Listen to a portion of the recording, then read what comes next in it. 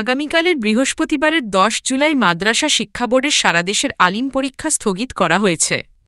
একই সঙ্গে কারিগরি এইচএসসি সারাদেশের পরীক্ষাও স্থগিত করা হয়েছে।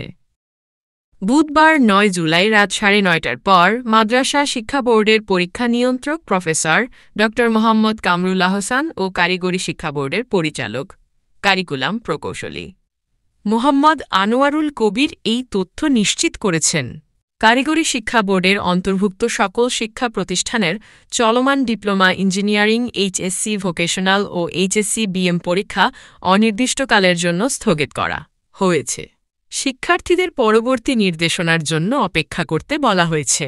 এছাড়া কারিগরি শিক্ষা বোর্ডের এক বিজ্ঞপ্তিতে বলা হয়, আগামী 10 তারিখে কারিগরি শিক্ষা বোর্ডের অধীনে অনুষ্ঠিতব্য সকল পরীক্ষা অনিবার্য কারণবশত স্থগিত করা হল। স্থগিতকৃত পরীক্ষার তারিখ পরবর্তীতে জানানো হবে, তবে অন্যান্য দিনের পরীক্ষা সময়সূচি মোতাবেক অনুষ্ঠিত হবে। এদিকে বন্যার পানিতে বিভিন্ন কেন্দ্র তলিয়ে যাওয়ায় কুমিল্লা শিক্ষা বোর্ডের অধীনে 6টি জেলায় আগামীকাল বৃহস্পতিবারের 10 জুলাই এইচএসসি পরীক্ষা স্থগিত করা হয়েছে বলে শিক্ষা বোর্ডের পরীক্ষা নিয়ন্ত্রক প্রফেসর রুনা নাছরিন জানিয়েছেন।